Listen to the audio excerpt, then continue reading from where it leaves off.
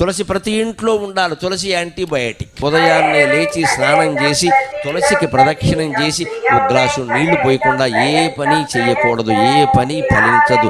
తులసి కటాక్షం ఉంటేనే మనకన్నీ ఫలిస్తాయి. విష్ణుమూర్తి ఆవిడ పాతివ్రత్యానికి మెచ్చి ఆవిడకి ఇచ్చినటువంటి వరం అది. అందుకే రాముడికి తులసి దళాలంటే చాలా ఇష్టం. విష్ణు ఆలయాల్లో ఎక్కువ తులసి దళాలు వాడతారు.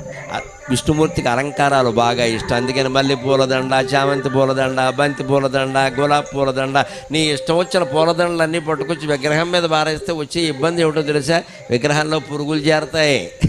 విగ్రహంలో పురుగులు చేరతాయి. పువ్వుల్లో పురుగులు ఉంటాయి కదా, విగ్రహంలో పురుగులు చేరతాయి. ఆ చేరినటువంటి పురుగులు విగ్రహానికి హాని చేస్తే అక్కడే చనిపోతాయి, అక్కడే కుళ్ళిపోతాయి, రకరకాలుగా అవుతాయి. ఆ విగ్రహానికి పట్టిన మురికి మొత్తం పోవాలి అంటే విష్ణుమూర్తి ఆలయాల్లో తులసిమాల తప్పకుండా వెయ్యాలి.